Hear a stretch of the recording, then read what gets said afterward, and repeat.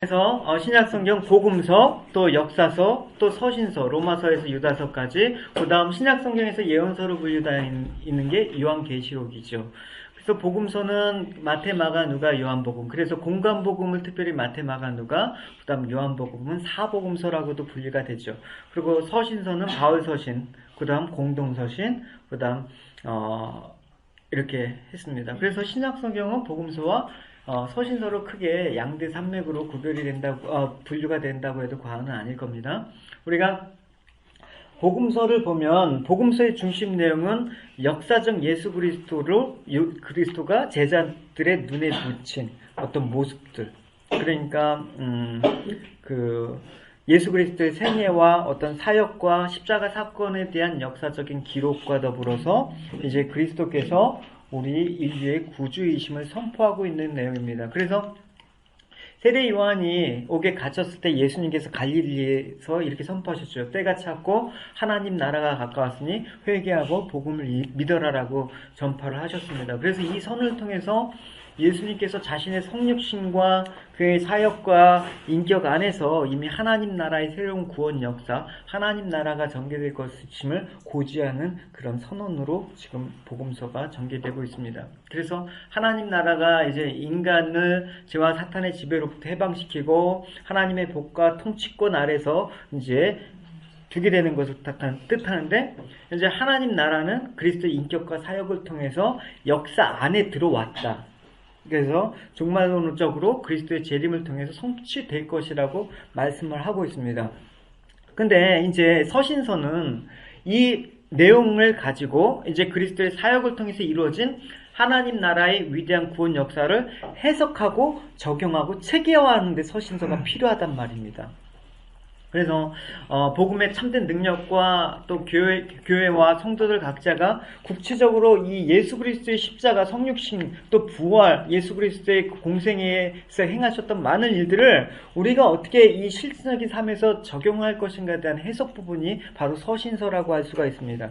그래서 이 서신서에는 어떤 예수 그리스도의 역사성보다는 예수 그리스도의 성육신과 십자가 부활 사건의 영적 의미를 재해석하는, 그래서 복음의 참된 의미를 우리에게 밝혀주고 있습니다. 그래서 복음 전파의 어떤 전인적 담당자로서 교회가 어떻게 위치해야 되고 어떤 사역을 해야 될 것인가라는 어떤 의미와 관심을 부여하는 게 바로 서신서라는 것입니다. 그래서 이 서신서와 복음서의 관계를 도표로 정리하면 이렇습니다.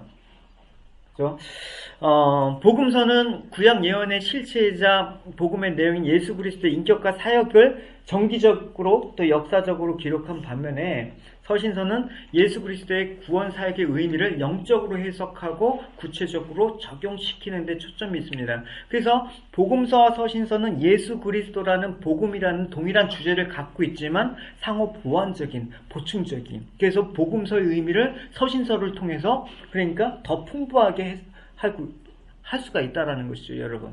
그러니까 복음서를 볼 때 사실은 그런 의미로 적용하기는 어렵지만 이 복음서에서 좀 난해한 부분들이나 이런 것들을 사도 바울은 사실 명쾌하게 그 서신서에서 그런 것들을 풀이해주고 있단 말입니다. 그래서 여러분 그 복음서 서신서를 이렇게 상합 보완적인 관계로 읽어보시면 훨씬 더 본문에 대한 이해와 해석들이 풍부해진다라는 것을 알 수가 있는 것이죠.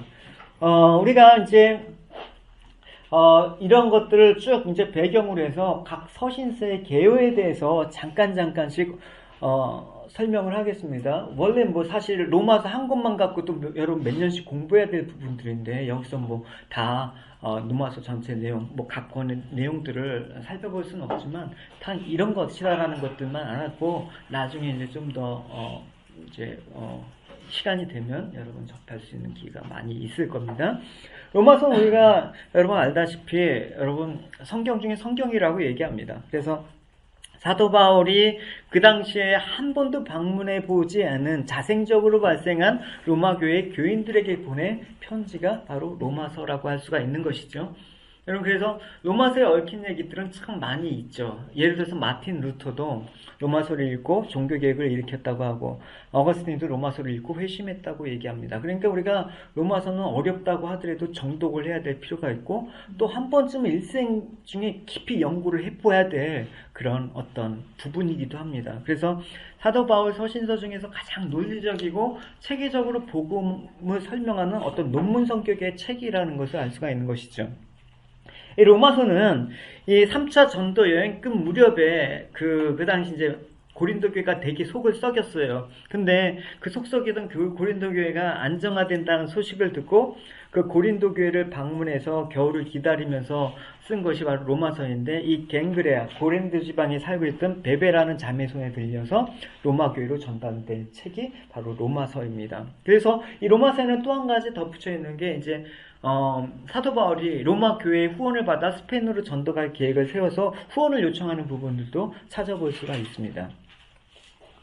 고린도 전서는 속을 제일 많이 썩인 교회라고 잠깐 얘기했는데, 사도 바울이 2차 선교 여행 때 중심 사역지가 바로 사역지입니다. 그래서 많은 문제를 갖고 사도의 마음을 아프게 했던 교회입니다. 그 때문에 참 오늘날 교회 문제가 일어날 때마다 답을 제공하는 그 책이기도 합니다. 대부분 지금 현재 교회에서 일어나는 문제가 되는 그런 문제들은 고린도 교회에서 자세히 밝히고 있다는 게 참 우리한테는 대단히 큰 격려와 위로가 되는 책입니다. 그래서 바울은 이 고린도전서를 3차 전도 여행 중에 소아시아 에베소 교회를 개척하고 있을 때 글렌의 집 종으로부터 고린도 교회에 분쟁이 있다라고 소식을 접하고 있습니다. 그런데 고린도전서 1장 1절에 이렇게 했죠. 형제들, 글렌의 이 집의 집편으로 너에게 대한 말이 내게 들리니 곧 너희 가운데 분쟁이 있다. 아까 고린도전서를 또 칙답서, 답변서라는 그런 여러분 형식으로 우리가 본 바도 있지 않습니까? 그래서 고린도 교회는 바울이 2차 전도여행 당시에 세운 교회인데, 바울이 교회를 개척해놓고 떠난 이후에 고린도 교회에서 여러 가지 문제가 이제 발생하는 것입니다. 그러니까 이제 3명의 대표단이 질문거리를 갖고 에베소로 찾아오는 거예요. 이 교회를 개척한 바울 사도의 답변을 듣고 싶은 모양이었습니다. 그래서 그 질문한 내용들을 자세히 풀어 설명한 책이 바로 고린도 전서였습니다. 그래서 이런 부분이 나오죠. 내가 스데바냐 브르나도와 아기고에 온 것을 기뻐하노니 저희가 너희 부족한 것을 보충하였습니다. 문제거리를 갖고 왔다. 그래서 이 답변을 쓰게 된 계기가 바로 이 질문에 대한, 이 문제에 대한 질문에 대한 그 답변의 그 내용에 있는 것입니다. 그래서 이 편지 속에는, 고린도전서의 그 편지 속에는 또 어떤 내용이 있냐면, 지금 머무르고 있는 에베소에서 이제 오순절까지 계속 내가 머물러 있을 것이다. 그 후에 에베소를 떠날 계획을 갖고 있다라는 것입니다. 그러니까 머무는 동안 뭔가 또 하나를 했겠죠. 그죠? 이런 부분입니다. 내가 오순절까지 에베소에 머물겠다. 그래서 아마도 이 머물다라는 이유는 여러 가지 이유가 있었을 것입니다. 특별히 이제 이걸 보냈을 때 이 고린도 교회의 문제들이 어떻게 지금 이것 갖고 피드백되는 그런 소리도 듣고 싶었을 것입니다. 과연 이 문제가 잘 해결되었을까? 어떻게 이 문제를 해결해 나가는가? 이렇게 관심이 있으려면 내가 여기서 머무르겠다라는 그 의미에 포함되어 있을 거라고 생각합니다. 그래서 이 같은 장소에서 머무는 동안 사도 바울이 한 통의 편지를 더 쓰게 되는 것이죠. 그래서 고린도 전서를 받고 난 이후에 고린도 교회에서 뭔가 좋은 소식이 들려야 되는데 또 위기가 닥쳤다라는 소식이 들려서 사도 바울이 또 편지를 쓰는 거예요. 고린도 전서에 나타나는 그런 문제들은 뭐냐면, 고린도 교회 파당 문제나 어떤 은사 문제나 교회 내 음행 문제들로 인해서 성도 사이의 문제들 때문에 고린도 전서를 했는데, 근데 또 들려온 소식은 어떤 소식이냐면 사도 바울을 공격하는, 사도 바울이 진짜 사도로서의 자격이 없다, 사도가 아니다라는 그런 사도성을 의심하는 그런 공격이 막 대두가 되는 것입니다. 그러니까 사도 바울이 얼마나 충격을 받겠어요. 그래서 편지를 씁니다. 그 편지가 바로 눈물의 편지라는 거예요. 지금은 전달되지 않습니다. 그래서 학자들에 따라서 많은 논란이 있지만 이 눈물의 편지의 일부가 고린도후서 10장에서 13장까지 남아있다라고 주장한 학자들도 있습니다. 어쨌든 고린도에 이 눈물의 편지를 전해 들고 간 사람은 드디어였는데 잘 전달이 안 됐습니다. 예, 그래서 그 눈물의 편지가 곧 우리가 정경 사이에 그런 배경들을 갖고 있다라는 걸 여러분 아시고. 그래 어쨌든 이제 디도를 통해서 사도 바울은 계속해서 소식을 듣고 싶었다라는 것입니다. 그래서 고린도 교회 소식을 듣기 위해서 사도 바울이 드로아까지 마중을 나갑니다. 근데 이 바울이 드로아에서 디도를 만나야 되는데 디도가 백길이 아니라 육로를 통해서 왔기 때문에 서로 길이 엇갈렸습니다. 그래서 바울이 다시 육로를 통해서 디도를 만나게 해서 마게도냐로 옵니다. 그래서 그곳에서 고린도로 돌아오는 디도를 만나게 되는 것이죠. 근데 디도로부터 들리는 소식이 뭐냐면 고린도 교회가 다행히 잘 회복됐습니다. 그리고 당신을 바울 선생님을 가짜 사도로 믿고 있다라는 그런 부분도 해결돼서 정말 바울 사도의 어떤 그런 부분에 대해서 잘 분위기가 좋습니다라는 그런 소식을 들었습니다. 그래서 그 반가운 소식을 듣고 쓴 게 바로 고린도후서입니다. 그래서 고린도후서에는 참 바울의 어떤 읽어보면 어떤 느낌이냐, 바울의 어떤 개인적인 감정이나 생각이 되게 풍부히 들어 있습니다. 그래서 정말 바울의 인간됨을 고린도후서를 보고 또 느낄 수 있는 인간적인 진면목을 맛볼 수 있는 그런 또 서신서의 맛이 있습니다. 갈라디아서는 여러분 우리가 갈라디아서에 보면 아주 중요한 정보가 있습니다. 다른 서신서에는 없는 갈라디아서에만 우리가 볼 수 있는 정보가 뭐냐면 그 바울이 이제 개종을 한 후에 아라비아로 가서 다시 다메섹으로 올라왔다. 그 3년이 있다가 베드로를 만나기 위해서 예루살렘으로 갔다는 정보가 갈라디아서에만 기록이 되어 있습니다. 그리고 갈라디아서 2장에는 어떤 내용이냐면 바울이 1차 선교여행을 마친 후에 예루살렘 총회가 사도행전 15장에 있죠. 그래서 이 예루살렘의 총회를 기점으로 해서 대단히 교회사적인 그런 분기점이 되는 장이기도 합니다. 그래서 예루살렘에 있었던 이야기가 갈라디아서에만 또 기록이 되어 있습니다. 이 장에. 그래서 이렇게 예루살렘 총회 얘기가 갈라디아에 나타나 있는 것으로 보아서는 이 갈라디아서가 사도 바울의 초창기 사역과 밀접하게 연관이 되어 있다는 것을 보여주고 있습니다. 그래서 갈라디아서를 어떤 2차 전도 여행 중에 예루살렘 총회 기간에 쓰여진 최초의 편지라고 보는 사람이 있습니다. 그렇게 본다 그러면 사도 바울이 쓴 서신서 중에 제일 먼저 쓰여진 서신이 갈라디아서예요. 그죠? 근데 이거에 대해서 좀 논란이 있기 때문에 여기서는 생략하기로 하겠습니다. 이 이론을 갖고 있는 이 갈라디아서가 제일 먼저 쓰여졌다고 주장하는 분이 대표적으로 존 스토트 목사님이시거든요. 어쨌든 갈라디아 교회 가운데는 바울이 어쨌든 복음을 갈라디아 가운데 복음을 어쨌든 가장 빨리 전했던 기록 시기는 논란이 있지만 어쨌든 복음은 가장 빨리 전했던 지역이다라는 것을 우리가 알 수가 있는 것이죠. 그래서 복음이 빨리 전해졌기 때문에 뭐가 갈등이 있냐면 그 당시 이제 바울이 주장했던 복음은 되게 혁신적이에요. 왜냐면 그 당시 유대주의자들이 갖고 있는 그 율법이라는 그런 크다란 틀을 이 바울이 정면으로 지금 반박하고 있는 형국이었거든요. 그러니까 이 갈라디아서는 이 로마서 총회, 예루살렘 총회의 내용을 언급할 수밖에 없는 그런 상황이었습니다.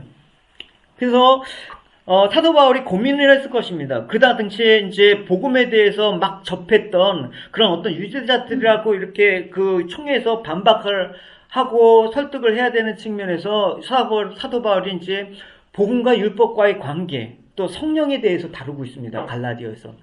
이런 것들은 이제 뭐냐면 즉 성령을 받는 것은 할례로 대표되는 율법을 지킴으로서가 아니라 복음을 듣고 믿음으로 받는 것이다라는 것을 강조하는 것이죠. 그래서 너희들만의 유대교만의 하나님이 아니라 온 이방인들 향한 하나님의 구원하심이 우리는 있다라는 것들을 사도 바울이 이제 복음을 통해서 증거하는 것이죠. 그러니까 이런 유대주의자들의 심각한 공격 속에서 사도 바울이 할례 문제, 율법과 복음 문제를 다뤄 나갑니다. 그래서 이 갈라디아서에는 사도 바울이 고민했던 어떤 유대주의와 어떤 고민과 갈등이 이렇게 있었던 부분들을 갈라디아에서 우리가 찾아볼 수가 있습니다. 우리가 이제 바울 서신서 중에서 에베소서, 빌립보서, 골로새서 이걸 뭐라고 얘기했죠? 옥중서신이라고 얘기를 했죠. 옥중서신에서 이제 빌레몬서도 우리가 포함시키기도 하지만 어쨌든 이 옥중서신은 사도 바울이 로마의 1차 구금 중에 보낸 편지로 봅니다. 그래서 사도행전 28장에 이 끝부분이 기록이 되어 있거든요. 그래서 3차 전쟁을 마치고 바울이 이제 예루살렘으로 가죠. 근데 예루살렘에서 체포가 되지 않습니까? 그래서 가이사랴에서 2년간 억류가 됩니다. 그리고 이제 그 억류되어서 로마로 호송하는 중에 호송되었고, 이제 가택연금이죠. 어떤 지하 감옥이나 이런 형태가 아니라, 그래서 가택연금 상태로 2년 동안 로마에서 감금 생활을 합니다. 그래서 어쨌든 제수의 몸으로 도착한 로마에 도착한 시기가 AD 61년 봄으로 추정하고 있습니다. 그래서 63년에 풀려나거든요. 그러니까 약 2년간 이제 로마서에서 가택연금 형태로 수감 생활을 하죠. 그때 쓴 편지가 바로 에베소서, 빌립보서, 골로새서입니다. 그래서 옥중서신이라고 따로 분류를 하고 있습니다. 그래서 이 편지가 정확히 언제 어디에 쓰여진 건 모르지만 이 로마에 있었던 기간들을 추정해 볼 때, 그러니까 약 AD 61년에서 63년 요 사이에 쓰여진 편지로 봅니다. 그러니까 이게 61년에 써졌다, 62년도에 써졌다, 63년 다 맞습니다, 여러분. 그죠? 언제라는 그 기간에 쓰여진 것만 우리가 추정하고 있을 뿐이죠. 그래서 이렇게 에베소서가 쓰여졌고, 빌립보서는 이제 에베소서가 쓰여진 이후에 또 이제 쓰여진 것이겠죠. 내용들은 여러분 쭉 보시면 알겠고요. 그 다음 골로새서도 마찬가지입니다. 골로새서는 에베소서와 인접한 도시 지역인데 바울이 직접 전도한 곳은 아니었습니다. 그래서 에바브라에 의해서 개척됐는데, 이 골로새 교회는 아까 잠깐 언급한 적이 있는데 빌레몬의 수신자인 빌레몬이 중요한 지도자로 있었거든요. 그러니까 빌레몬서와 골로새서는 여러분 그 수신지가 같다라는 거. 그래서 지금 에베소와 골로새서가 인접한 지역이고, 또 골로새서와 빌레몬서의 수신지가 같다 그러면 이 세 통의 편지를 여러분, 그래서 두기고가 또 오네시모가 들고 간 것입니다. 이렇게 기록되어 있죠. 예, 두기고가 진실한 일꾼인 두기고가 모든 일을 너에게 알게 하리라. 이 두기고가 하고 또 오네시모를 통해서 빌레몬서. 그래서 이 두기고와 오네시모가 이 에베소와 골로새와 또 빌레몬에 이렇게 서신을 전달을 하게 되는 것이죠. 그 다음, 골로새서도 있고. 그 다음 데살로니가전서 보면, 데살로니가전서는 사도 바울이 2차 여행 중에 기록된 편지입니다. 그래서 AD 51년 또 52년경에 고린도에서 기록한 편지입니다. 그 당시 이제 데살로니가는 그 마게도니아 지방, 유럽 지방이 있었는데 인구가 약 50만. 그 당시 50만이면 대단한 큰 도시였겠죠. 그래서 항구 도시로 번화한 곳이었다라고 얘기합니다. 그래서 이런 말이 나옵니다. 디모데후서에 보면 대마가 세상을 사랑하여 데살로니가로 갔다. 그리고 데살로니가 전서 이후엔 데살로니가 후서는 전서가 기록된 이후에 뒤에서 쓰여진 것이 분명합니다. 그래서 데살로니가 전서에는 교회 내부에 분쟁이 없었는데 갑자기 후서에서 광신자들이 이제 종말 도래설을 이제 퍼뜨리면서 되게 혼란스럽게 되는 것입니다. 그래서 이런 광신적인 사상이 어디서 일어났는지 잘 모르지만 이 사상이 교회를 어지럽히기까지 한 수개월이 걸리지 않나 싶습니다. 그래서 전서와 후서의 차이를 최소한 5개월에서 6개월 정도의 갭을 두고 벌어진 일이라고 생각합니다. 그래서 이 데살로니가 이게 가장 먼저 쓰여진 서신서입니다. 이따 또 연대기적으로 우리가 순서를 좀 살펴보도록 할게요. 디모데전서는 이제 우리가 보통 사도행전을 읽으면 사도 바울이 감금이 끝났기 때문에, 그러니까 이제 그 후에 이제 사도행전 29장에는 찾아볼 수가 없으니까 사도행전 29장은 없죠, 여러분. 무의식적으로 이제 사도 바울이 순교했다고 생각을 합니다. 근데 그렇진 않습니다. 그래서 사도 바울이 이제 성경의 기록에는 이제 사도행전의 기록에는 이제 거기까지가 끝이지만 로마에 가서 2년 동안 감금한 뒤에 풀려납니다. 그게 AD 62년경입니다. 그래서 계속 전도했는데 이 전도를 우리가 일반적으로 4차 전도 여행이라고 명칭을 합니다. 그래서 이거는 나중에 따로 다른 과목 시간에 배우십시오. 그래서 이 4차 전도 여행 기간 동안에 기록된 게 뭐냐면 디모데 전서와 디도서입니다. 목회 서신입니다. 그래서 목회자인 디모데와 디도에게 보낸 서신이 바로 이 디모데서입니다. 그래서 디도도 마찬가지입니다. 4차 선교 여행 기간에 갔었다라고 얘기를 하죠. 근데 이제 이후에 로마에 이제 다시 2차로 감옥에 투옥됩니다. 이때가 언제냐면 AD 63년경입니다. 그때 뭐냐면 그 로마의 대화재가 나죠. 그래서 기독교인들의 소행이라고 누명을 쓰게 되어서 기독교인들이 심한 박해를 받습니다. 그 와중에 바울도 이제 체포가 되는 것이죠. 그래서 이 체포가 됩니다. 그래서 이 보면 이제 디모데 후서에는 이런 급박한 어떤 바울이 그 로마 2차 투옥이 되기의 상황들을 잘 표현하고 있습니다. 여러분 한번 보십시오. 내가 복음으로 인해서 내가 죄인들과 같이 매이기까지 고난을 받았으나 하나님의 말씀 매이지 아니하리라. 지금 이 상황들이 여러분 느껴지시죠? 디모데후서 이제 관제와 같이 내가 봄이 되고 내가 떠날 기약이 가까워졌다. 이 디모데후서는 사도 바울의 유언과도 같은 최후의 서신서입니다. 너무 그 당시의 상황들이 내가 선한 싸움을 싸우고 나의 달려갈 길을 갑자기 울컥해집니다. 달려갈 길을 마치고 믿음을 지켰으니 이제후로는 나를 위하여 의의 면류관이 예배되었으므로 주 곧 의로우신 재판장이 그날에 내게 주실 것이니 내게뿐만 아니라 주의 나타나심 사모하는 모든 자에게니라. 여러분 이제 사도 바울의 심정을 갖고 읽어보니까 여러분 막 본문 하나하나가 살아나죠, 여러분. 그죠? 그래서 사도행전에 나타나는 그 1차 구금 때와는 달리 2차 때는 너무 많이 어려웠을 것입니다. 그래서 이런 기록도 있습니다. 감옥에 있으면 겨울이 오기 전에 디모데가 와주길 바란다라는 구절도 있습니다. 되게 힘들었던 모양입니다. 그죠? 그래서 디모데 후서는 AD 68년 가을에 이제 사도 바울이 이제 순교하기 직전에 디모데에게 그렇게 남긴 유언과도 같아요.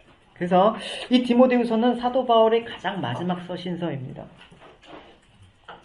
네, 나오죠? 그래서 디모데에게 이제 영적인 아버지로서 멘토로서 이제 떠나야 될 상황에서 디모데에게 각별한 애정의 조언을 하죠. 너가 이제 교회를 어떻게 목양해야 될지, 또 목회자 개인의 생활은 어떻게 해야 될지에 대한 정말 아버지와 같은 또 영적인 멘토와 같은 그런 아주 따뜻한 그런 말들을 우리가 찾아볼 수가 있습니다. 디도서는 아까 봤지만 디도서는 사도행전에 그는 안 나옵니다. 디도라는 인물이. 근데 사도 바울의 충성스러운 동역자로 선교 활동에 적극 참여했습니다. 그래서 교회사에서 우리가 사도라고 했을 때 디모데와 디도 같은 사람을 속사도라고 얘기해요. 그래서 사도의 뒤를 이은 사도. 그래서 속사도라는 별칭도 쓰고 있습니다. 그 다음 이제 빌레몬서를 보면 빌레몬서는 아까 얘기했지만 골로새 교회 지도자인 빌레몬에게 보낸 개인 서신입니다. 그래서 빌레몬의 종 오네시모가 그 주인집을 탈출해서 로마로 가서 사도 바울을 만나서 개종하게 되는 것이죠. 그래서 그를 다시 용서해주고 받아줘라라는 어떤 사도 바울의 인간미가 풍기는 편지입니다. 그래서 이게 그 서신서의 계획론을 갖고 여러분 이걸 갖고 이제 서신서를 통해서 여러분 쭉 주님과 잘 교제하시는 시간이 되었으면 좋겠습니다. 이제 사도 바울의 이제 서신서의 수집과 그 과정에 대해서 좀 살펴보도록 하겠습니다. 수집 과정이 사도 바울이 이제 우리가 보면 AD 50년에서 66년, 그러니까 약 16년간에 걸쳐서 쓰여졌는데 이게 즉시 정경으로 된 건 아니죠. 아까 이제 얘기했듯이 수세기 동안 점차적으로 이제 수집한 결과 신약이 정경화된 게 서두에서 말한 것처럼 AD 397년 카르타고 회의에서 이제 다른 신약 성경들과 함께 정경화됩니다. 근데 이제 정경화되기 전에 사실 사도 바울은 특별한 어떤 그 인정을 받았습니다. 그게 뭐냐면 신약의 다른 책들, 즉 복음서와 어떤 공동 서신보다도 먼저 정경으로 권위를 인정받았단 말입니다. 정경화 되기 전에 이미 교회에서 그 사도 바울의 서신들을 공식적인 어떤 교회의 어떤 정경화에 대한 지위로 그렇게 가르치고 있었다는 것입니다. 그래서 AD 1세기 말 교부의 클레멘트의 제1서신서에 보면 이미 고린도 전후서가 구약과 같은 영감으로 이루어진 책이다라고 인정이 되었던 기록을 찾아볼 수가 있습니다. 그리고 이제 보면 1세기 말에 그렇게 되고 이제 좀 지나서 150년경에 마르시온에 이르러서 바울 서신 10권이 이제 수집이 되죠. 그게 여기 나와 있죠. 로마서, 갈라디아서, 고린도전서, 에베소서, 빌립보서, 골로새, 데살로니가 전서, 빌레몬서 이 10권이 수집되고 그다음 2세기 말에 이레니우스에 의해서 나머지 묵게 서신 3권, 디모데 전후서, 디도서가 추가됨으로써 바울 13권이 서신이 완비되어 갑니다. 그리고 이제 아까도 얘기했듯이 AD 3세기의 정경 중에 한 권으로 대두된 히브리서가 바울 서신에 포함이 되어 있는가 논쟁의 문제가 되었지만 일단은 바울 서신에 들어갔다가 지금 지금 뭐 보면 여러 가지 아직 의견의 논란이 있지만 이거는 좀 바울 서신과는 조금 다른 부분이 있다라고 해서 일단은 히브리서를 공동 서신에 놓거나 아니면 따로 히브리서만 빼놓고 그렇게 하는 경향이 있습니다. 우리가 이제 연대기를 봅시다. 연대기를 보면 아까 갈라디아서가 사실 논란의 이치가 있는데 대부분 학자들은 지금 갈라디아서를 이제 바울의 3차 여행 중에 초기에 이제 2차 전도 여행 중에 그랬던 것들을 기록했다라고 보는 견해가 있습니다. 이 부분도 상당히 이제 난해하고 많은 부분에 연구가 필요한 부분이기 때문에 생략을 하기로 하고 저는 이 갈라디아서를 이 3차 전도 여행 기간에 한 걸로 그렇게 놓습니다. 만약에 2차 전도 중에 예루살렘 총회하고 관련되어 있다 그러면 갈라디아서가 이쪽 맨 위로 올라가는 것이죠. 그래서 순서는 그렇습니다. 데살로니가 전후서, 고린도 전후서, 로마서, 갈라디아서, 그다음 골로새서, 에베소서, 빌립보서, 그죠? 그다음 디모데전서, 디도서, 디모데후서, 마지막 서신서까지 이렇게 순서가 쭉 되어 있습니다. 이 연대기적으로 아시려면 도움이 되는 게 그 사도행전과 맞물려서 바울의 1, 2차, 3차 여행과 맞물려서 서신서를 좀 보시면 조지도가 바로 그런 거 아닙니까? 그죠?